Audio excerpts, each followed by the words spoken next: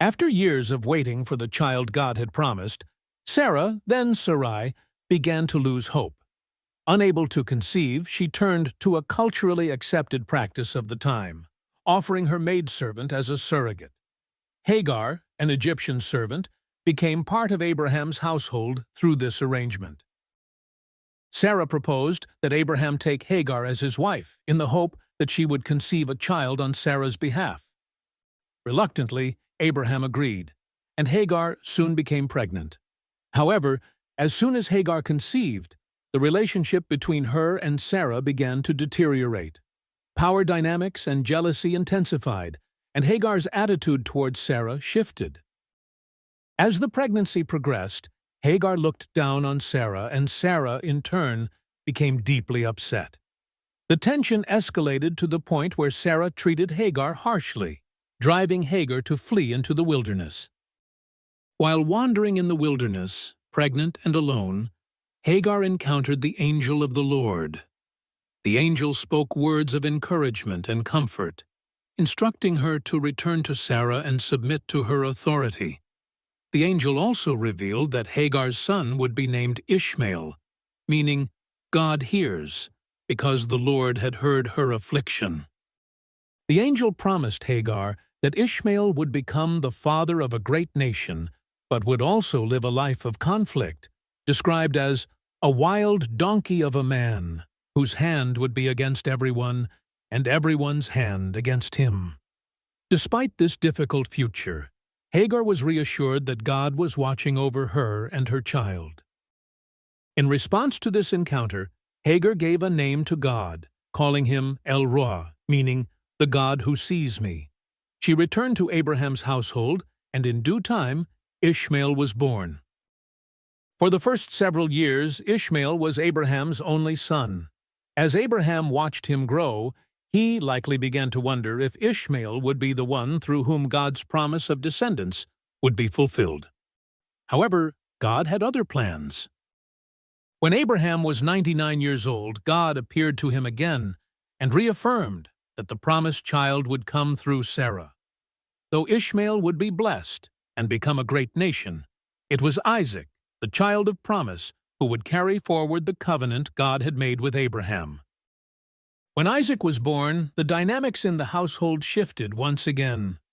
Though Ishmael was about 14 years old, Sarah's jealousy toward Hagar and Ishmael only increased.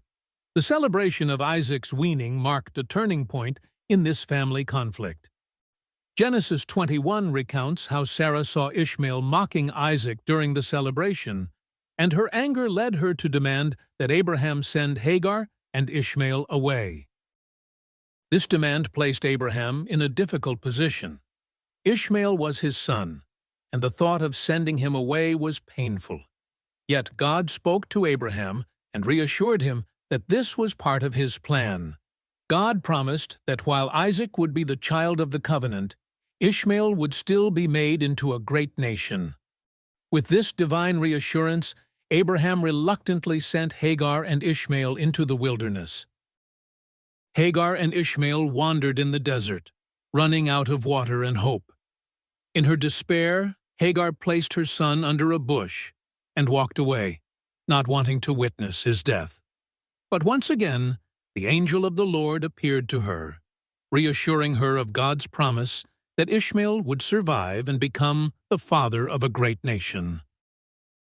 God opened Hagar's eyes, and she saw a well of water nearby. She and Ishmael drank and were sustained. The narrative tells us that God was with Ishmael as he grew up, and he became a skilled archer. Hagar and Ishmael settled in the desert of Paran, and Ishmael would go on to marry an Egyptian woman and father 12 sons, who became the leaders of 12 tribes. Applications. Sarah's decision to have Abraham take Hagar as a surrogate reflects how impatience can lead to actions outside of God's will.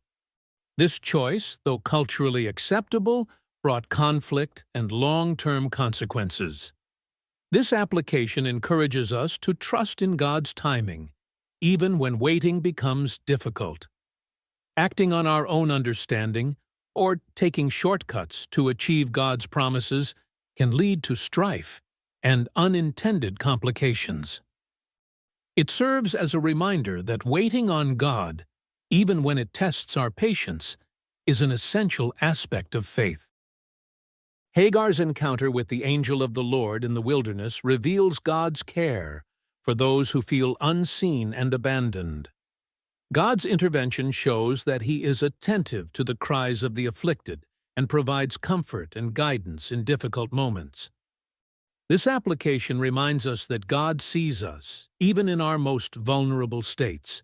No matter how isolated or desperate we may feel, God is El Roi, the God who sees, and He hears our cries and meets us with His compassion.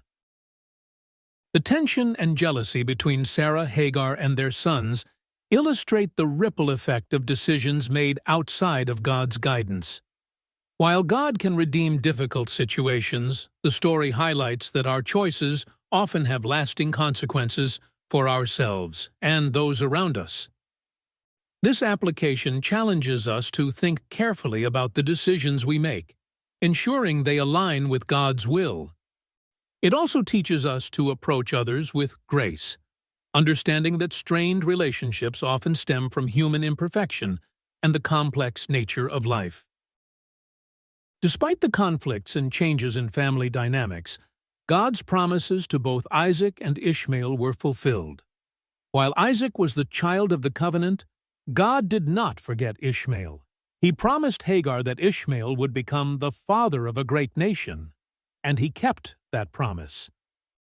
This application reminds us that God's faithfulness extends beyond our limited understanding. Even when circumstances seem unfavorable, God can bring blessings and fulfill His promises in ways that are beyond our expectations. Hagar's second encounter with the angel of the Lord, when she and Ishmael were on the brink of death in the desert, emphasizes that God provides in the most desperate situations. The moment when God opened her eyes to see the well of water is a testament to His provision and the hope He gives in times of need.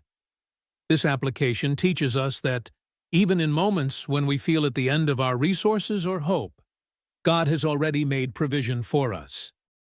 It encourages us to trust that God will sustain us through life's wilderness experiences and that He is with us as we navigate challenges.